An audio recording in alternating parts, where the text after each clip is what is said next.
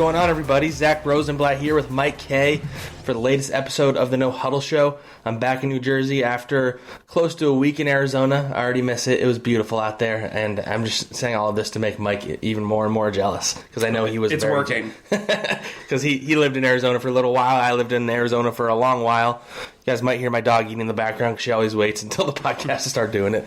Classic Maggie. But yeah, back from Arizona. It's funny.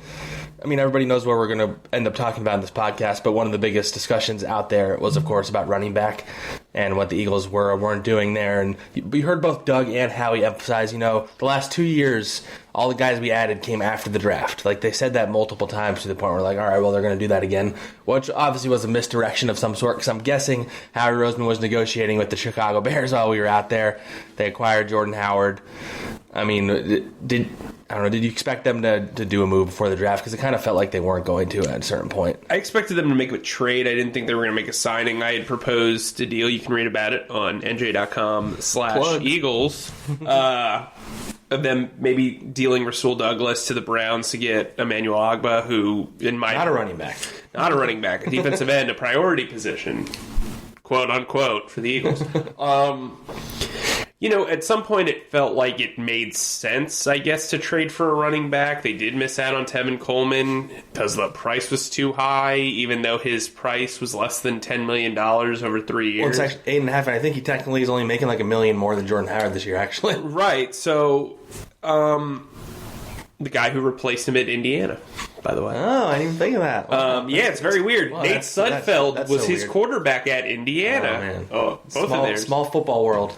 Yeah. So anyway, now that we've played that 6 degrees, 6 degrees of Kevin Bacon. I think running back was a need that they had, and they have done a boatload of research. I just concluded my pro day tour, and the Eagles were at pretty much every running back heavy pro day. Deuce was at what, 2 of them? Deuce was at Temple for Raquel Armstead, and then Mike Rowe couldn't keep his eyes off Miles Sanders at Penn State.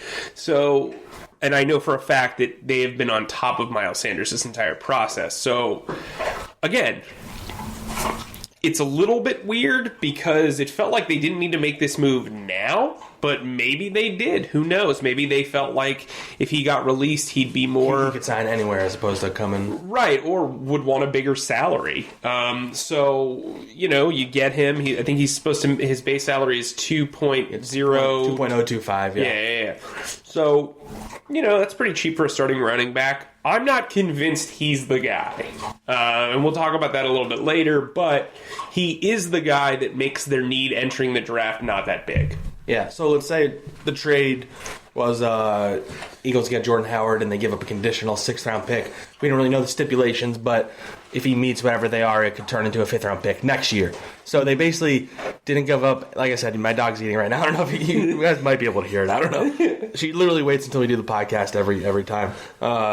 But so they basically didn't trade a pick this year, and they get a running back who will be a free agent this offseason. So technically they could wind up getting a comp pick for him. I don't actually see that happening because if they let him go, that means he wasn't that good. And if he wasn't that good, he's not getting more than a 7th-round comp pick anyway.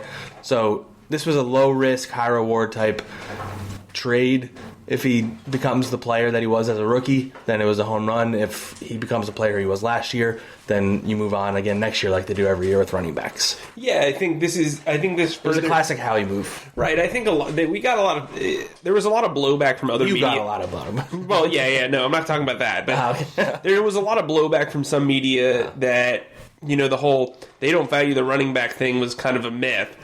I don't know, bro. It's not a myth. Trading a 2020 6th-round pick for a running back that was a Pro Bowler 2 years ago sounds like they devalue the running back position. On top of that, they're able to do this because of the compensatory picks. They are basically getting an advance loan on their compensatory pick. Yeah, so they know they're getting all these picks right next year, yeah. So if you project that you're going to get a 3rd, a 4th, and a 5th-round pick for Nick Foles, Golden Tate, and Jordan Hicks, you can say, okay, we're destined to get this 5th-round pick. Maybe it's a 6th-round pick. We'll see what happens. We can now dish out that 5th-round pick in advance. I mean, yeah, it's going to be our original 5th-round pick, but we're getting a 5th-round pick for free anyway. So you're basically trading free assets in advance. I know that's kind of like a weird Matrix-style thought process. That's how he thinks, though, yeah. Right, and so I think it's kind of brilliant, and I think it gives them a lot of flexibility entering this draft. Especially when you look up at the potential to trade up in the draft. Yeah. Because if you want to get a third-round pick, per se, let's just say, you want that third-round pick. That you lost from Golden Tate trade. Right. And a 2020 third-round pick helps you get up into that range. So you trade a 2020 third-round pick and your last of your two fourth-round picks. Yeah, because they have 2 fourths. Right, to get into the third round. Then look, you've helped yourself in advance. They talked about, you guys spoke with Howie in Arizona, and Howie said, we want to get young players on this team. He didn't specify that it's just young players in a year. It can be young players now, and I think that they're coming at it with the right approach. And now they don't have really that many clear needs. I mean, Jeffrey Lurie even said he can see them bringing in as many as 20 rookies over the next 2 years, and I think he included high priority undrafted guys. So you have the 7 draft picks they already have. They added the New England Patriots. They lost the 7th round pick in that trade, but they gained a 5th, traded a 6th. So they could have anywhere from 8 to 11 draft picks next year minimum if they don't make any other trades. What's knowing Howie, he'll do something. So you have all those. You have the picks they have this year. They usually find a good player or two on the undrafted free agent market. They need it. They're I don't think they're one of the older rosters, but they're at least in the middle of the pack in terms of their average age. There's been a lot of talk recently about how they don't have any elite young talent. There are people who say Avonte Maddox's name. He hasn't proven he's elite yet. He has the potential to get there. You can't say for sure that he is there yet. So you have Carson Wentz is the only one really you could argue is a young elite talent on this team.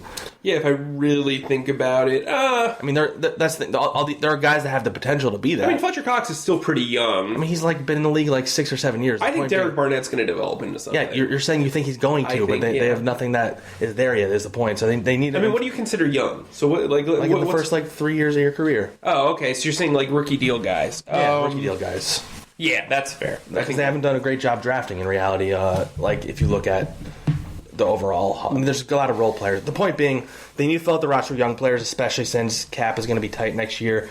It sounds like they're going to extend Wentz sooner than we maybe thought, just the way they brought it up out of nowhere. It was Howie at our press conference with them in January was deflecting those questions, wasn't talking about them. This time they were open, we want to build around our franchise core. There's clearly something brewing. Right, yeah, and even if it isn't brewing this year, you can carry over that cap space for next year. They have 20 something right now, so there's clearly a plan. Yeah. Wait, they have a plan? Yeah, go figure, right? Something else that Lurie brought up that I thought was interesting, it's the Ron Wolf way of drafting. It's you draft a quarterback every year or every other year. And I think that's brilliant, especially when you have a guy that's proven to develop quarterbacks the way Doug Peterson has with Nick Foles and Carson Wentz and Nate Sudfeld. And, Nate Sudfeld's a restricted free agent, and he could be a regular free agent next year. You're not going to probably pay him a lot of money if you're going to pay Carson Wentz. So this could be the year where you look in the 4th or the 5th or the 6th or the 7th round and say, hey, maybe there's a quarterback of Nate Sudfeld's ilk, and we can maybe manufacture a backup long-term for Carson Wentz. Yes, and so let's go back to the Jordan Howard trade. Yeah, we got on a bit of a tangent. No, it's fine, because there was some good info that came out of the owners' meetings. I think it was good we talked about it. But so I guess how would you grade the deal? Because I view it as such a low risk, high reward type thing that I give it almost an A-, just the overall. Yeah, I get it. It also, a lot of it also depends on what they do from here. If he's the only guy they get, maybe that affects it a little bit. Mm-hmm. I like him a little more than you do, I think, but they still need. I acknowledge they need another guy. They need a elusive running back to be a part of this rotation. So I did a piece on grading the running back, and I broke it up into tiers, what we're looking at. So let's first look at the compensation. Right, the compensation, like we said, is basically the equivalent of a real life half a pack of Twizzlers for a starting running back. I think they won the deal on paper. Pure compensation. Let's talk about the player now. So I'll give them an A- for that. The only reason why I give them an A- is because they probably anything. Right. Yeah. So when you look at the running back itself, Jordan Howard has the 3rd most rushing yards of the last 3 years. Behind Ezekiel Elliott and Todd Gurley. Right. Which is impressive. Yeah. But he's also had major drop-offs in both his total yards and his yards per carry numbers. On top of that, his biggest drawbacks are his lack of speed. He was a 4.59 coming at 40-yard dash coming out of the combine or coming out of his pro day. He looks a lot slower than that. Who drafted him, by the way? Who's in the Eagles front office then? Oh, yeah, that Joe Douglas guy, the 1 year. The Joe Douglas family tree keeps growing. I'm just going to shake his hand and hope I can get on his scouting staff in like 3 years. And then, his catching ability, he can catch out of the backfield. He's just not a really dynamic receiver. It's a very similar offense to Chicago's. There's different talent, obviously. Chicago's based more on speed. The Eagles seem to favor a little bit more power run, especially because of the tight ends that they have. But, just like in Chicago with Tariq Cohen, the Eagles have Corey Clement here. Corey Clement, in my opinion, has a ton of upside. He's a really good third down back. You're not going to just move on from him or leave him astray or bench him. And I think that's where I'm coming from, where you said that you're a little bit more high on him than I am. He's getting dropped in basically the same situation with a little bit more talent on the outside at wide receiver. I get all of that, and his numbers, the way his yards per carry have gone down, are alarming. I think there may be some other factors. You look at, they brought Tariq Cohen in a year after he had his great year, so all of a sudden, he's not getting the same touches. When he's in the game, the other team knows they're running the ball. I think that's a factor. Right. I think teams were really trying to test Mitch Trubisky. They were stacking the box. They wanted to see if he could beat them, and he did a better job of that this last year, but Tariq Cohen was clearly the lead back. I view it less as like they're getting a bell cow and more as they're getting a rich man's version of Josh Adams. Josh Adams was really bad in the short yardage situations last year, which is kind of defeats. I mean, I think you and I are higher on Josh Adams than a lot of people are. Mm-hmm. I think he still has talent. I think he can be a part of this rotation, even like like they had the LeGarrette Blount and Jay Ajayi combo. Maybe Howard and Josh Adams is like a similar but maybe not as good version of that. But Howard is good at converting short, like third and fourth and short, which they did not have last season. That was a problem. He's a huge and so you saw Doug making some questionable play calls. He was sending Josh Adams to the right. Darren Sproles weirdly was probably their best short yardage back, and they weren't using him in that situation. Mm-hmm. So if at the bare minimum, if all Jordan Howard, I keep using the Jordan and Joshes, if Jordan Howard is purely just better as a short yardage back than what they had last year, then the trade is fine. But again, they need to add somebody else still. I like Corey Clement too. He has to prove he can stay healthy and that he hasn't digressed like maybe he looked like he did a little bit last year. He was banged up. And I think they can either sign another pass catcher like a TJ Yeldon type, they're more likely to draft one maybe in the fourth round or something. But I don't know. If Jordan Howard, I'm going to get it right. There's a basketball player named Josh Howard. There is. Or used to be, I guess. He's still alive. I mean, yeah. We bury people on the point being, if he's just an upgrade in the short yardage game, that's gonna help quite a bit. Even if it's just a few first downs here and there, like that makes a big difference. Yeah, so I think when you look at Josh Howard... Jordan Howard. You just did it. You ruined me. So if you look at Jordan Howard, oh my God, this podcast is getting away from us. So when you look at Jordan Howard, he's also a better pass blocker than Adams. That's huge. So that gives you a little bit of, versatility there where you can think maybe they will pass because he can pass block. I think when you look at the roster right now, the two guys that are guaranteed to make this team probably are Howard and Clement. They would never cut Wendell Smallwood. Wendell Smallwood's going to outlive us all, but I think Wendell Smallwood. I think Wendell Smallwood and Josh Adams are liked a lot more than people realize they are internally. Howie raved about both of them, he was asked specifically about Clement and Adams, and he went out of his way to bring up Wendell Smallwood. So, and I'm of the impression Deuce really likes Josh Adams. So, again, people forget he was their lead back there for a little bit, down the stretch, in big games. Back. So I think having those four guys makes a lot of sense. That said, I do think, like you said, they need to bring in some competition.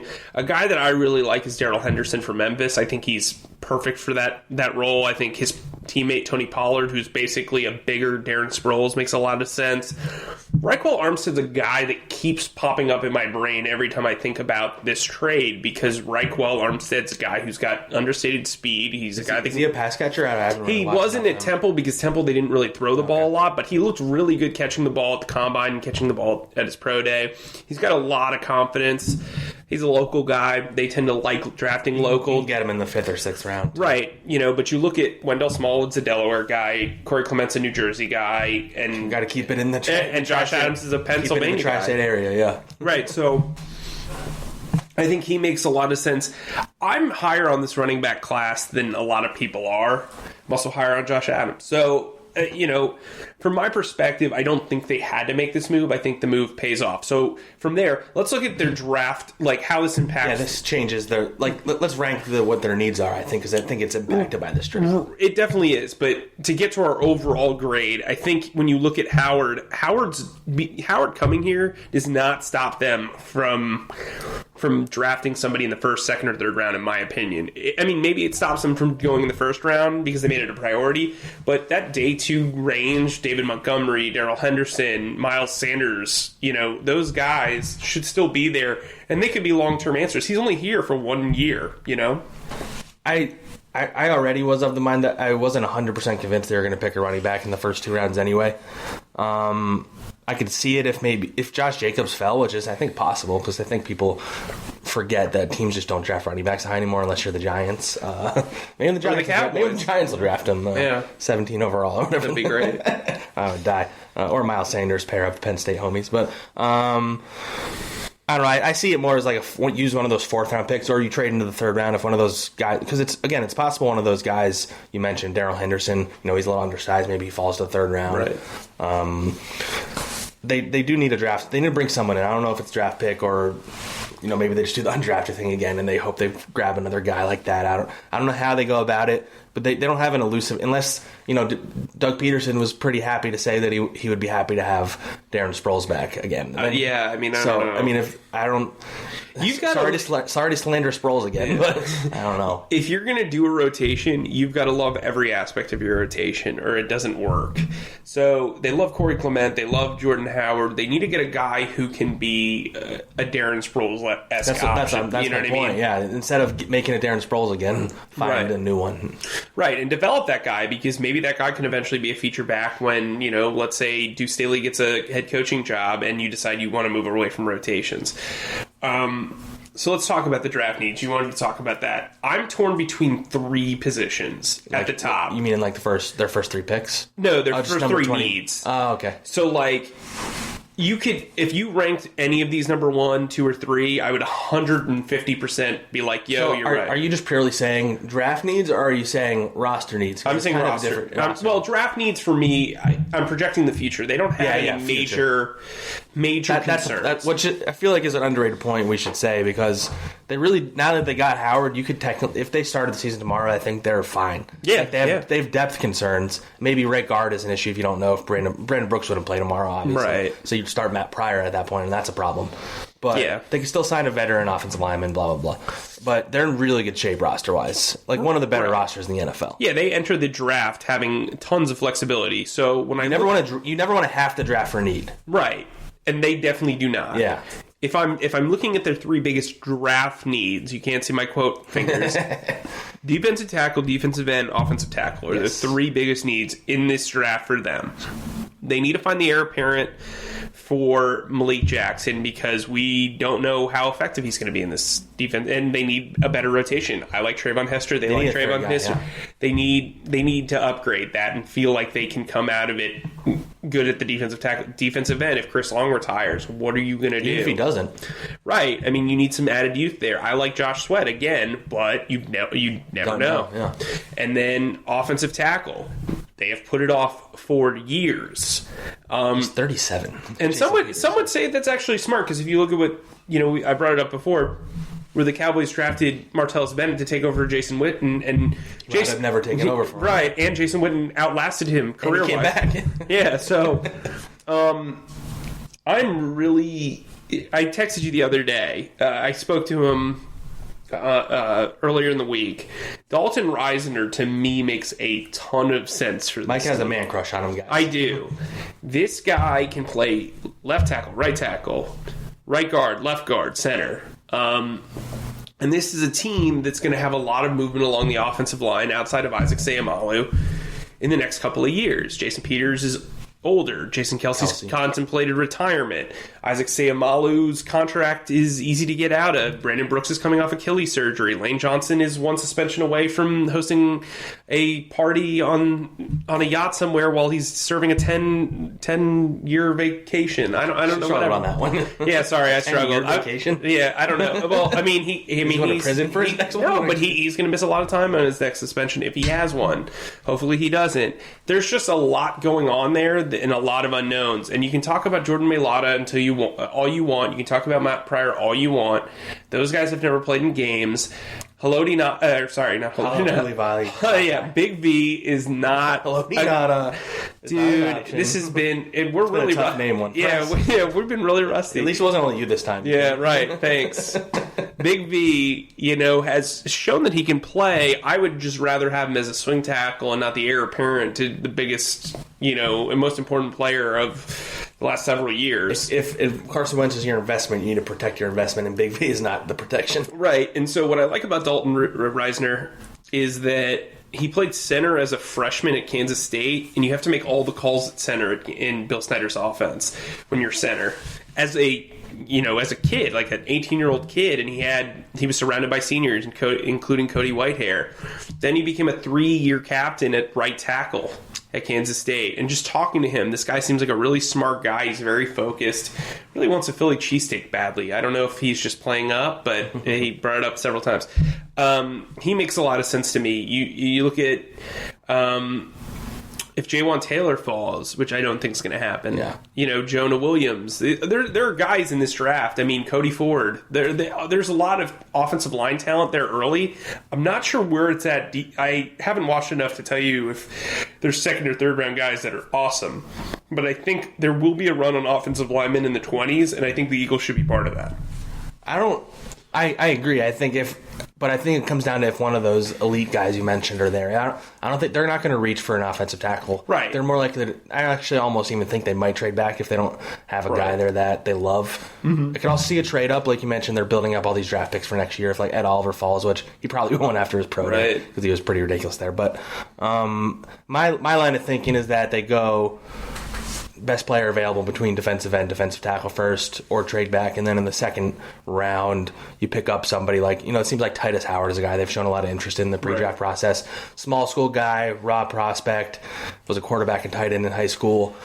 He's a guy you develop for the future. A little more of a question mark than maybe some of those other guys you mentioned, but that's how I kind of see it going. I think they want to get someone who can play this season in the first round. Sure, but I think Reisner can do that because when we talk about plays Brooks, right guard, I also think versatility is the key. If you're going to draft an offensive lineman early, they have to be able to play multiple positions. Look, Christian Wilkins to me has been the guy. They've been tied to him more than anybody. Well, and he seems to me, he's the best fit, in my opinion. Like he is the guy. Like if they had the ideal situation, he dropped to 25, or let's say he dropped to 18, and you traded one of the second round pick. Well, probably or Razul or something. Yeah. Let's say you had to trade up like 6 spots for him. Like that's ideal to me because I think he would be a long-term. You could replace Malik in a year or two. Right. And Malik... And be a part of the rotation. Like, Bo Allen was a third starter, basically, before he left. Right. And you need to find that third guy. I think they struggled with that. They also struggled from a pass rushing perspective. Yeah, Malik's going to help from a pass rushing perspective, but you need as many, tools in your toolbox as possible. And, again... when we look at the defensive end position, I'm not as high on the defensive end position. Once you get to their range, especially, like a lot of the guys, like for Ja'Kai Polite was a guy that maybe would have been an option, but he's had one of the worst pre-draft processes I've ever seen. Yeah, him and DeAndre. Like if someone like Brian Burns or something fell further than expected, then maybe he's a guy you trade up a little bit for. But yeah, I agree that the edge, it's like really stacked at the top, and then I think there's a pretty big fall off after you get past those guys. Well, and especially when you consider the lack of need for quarterbacks, so guys are going to take the other most premium position, which is defensive end. Yeah. But I look at this draft and I'm like, well, the wide receiver class isn't terrific. You can wait on a wide receiver. I was going to say, I don't know. I'm not saying first round, but I wouldn't be surprised if they took a receiver earlier than people realize. Because Howie's all about thinking ahead, and it doesn't seem like Nelson Aguilar is going to be here long term. He's going to be a free agent. Deshaun Jackson's 32. Alshon Jeffrey is getting close to 30, and he has a lot of injury stuff and a pretty expensive contract. Like, it makes a lot of sense to bring a developmental 4th, 5th guy who doesn't really play this year. Yeah, and that's why I think the second round's the ideal spot for him, for that player. And I think you have to get back into the 3rd round. The people don't value the 3rd round as much as they probably should, probably based on Andy Reid's draft history, where he basically took a bunch of flyers on guys. I don't know if you remember Brian Smith. If you remember Brian Smith, make a comment. Tony Hunt was a 3rd rounder too, wasn't he? Who, I'm sorry? Tony Hunt? Yes, Tony Hunt was a 3rd rounder. Daniel Te'o-Nessheim. Oh, man, that's a tough one. Yeah, like, if you remember some of the... Who's your favorite 3rd round pick from the Andy Reid era? There was a pass rusher. I'm blanking on his name. He was like a small school guy. I'm blanking. Brian Smith. No, I'm thinking of somebody else. I think it was like Matter. The first name was Matters. I don't know. I'll look it up. But keep talking. Anyway, so... I'm looking up right now. So, again, I think the Eagles need to get back in that 3rd round because I think the 2nd and 3rd round, day 2, is going to be a pivotal point for this team, especially when you're projecting long-term future. I do think the Eagles can trade back. I could see them trading up. Linebacker's a need that a lot of people talk about, but I don't really think it's that big of a need. I also don't think they value the position at all.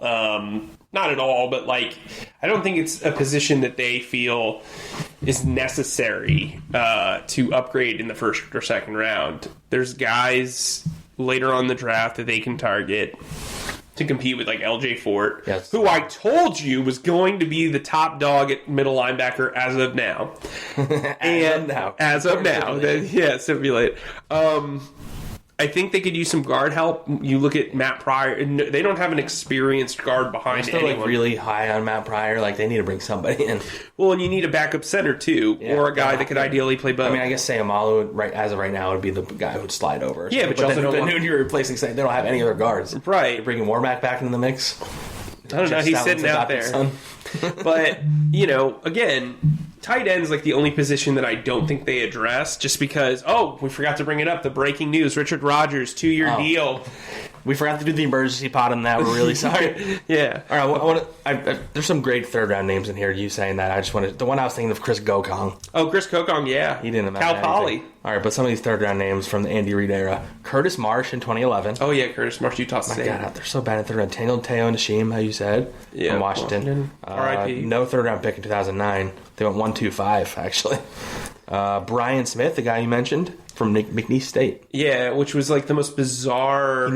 He played 6 games in his NFL career. Yeah, it was fun. The year before that, Stuart Bradley and Tony Hunt. Stuart Bradley had some moments. He played 76 games, so decent amount. Chris Gokong. Max Jean Gillis was in the 4th round. Oh, my guy. I thought he was going to be great. Ryan Moats, he's who I reference when I think of a random Eagles player all the time. Reno Mahe is also. I mean, you know who broke the curse? Matt Ware in 2004. You know who broke the curse, right? Nick Foles. Yeah, Nick Foles was 3rd round. He's in that. Billy McMullen in 2003. I don't even remember that guy. Billy McMullen. Fun fact. Hank Baskett. Ryan Westbrook was the last good one before that, 2003. So Hank Baskett. Husband of Kendra Wilkinson. Yes, or I don't know if they're still together. I don't know. I saw him out in Arizona once. It was weird. Hank Baskett was oddly... Billy McMullen was traded for Hank Baskett, who at the time was an undrafted free agent. And Hank Baskett became the first player to ever be an undrafted free agent traded for a drafted player that year. Wow. Weird, right? That's weird. But yeah, Brian Westbrook and Derek Burgess were the previous 2, so those were the last 2 good ones. Yeah, so basically, they were paying for those sins until Nick Foles. It was like a very large sandwich of the bread was Derek Burgess, Brian Westbrook, and Nick Foles, and everything in the middle was just like gross meat. Sounds like really chunky peanut butter. But yeah, the point being, 3rd round pick, it seems like the Eagles just have shunned it for years. Right, but you get Jordan Hicks, you get guys like that. Rasul. He was with the comp pick, too. Right. So, again, I think you need to get back into the 3rd round. That was the point that I was trying to make. You're welcome. Draft needs, though. Backup quarterback is something that I want to talk to you about in more in depth in other shows, but I think you and I are on the same page. I think they need to draft a quarterback in this draft. Yeah.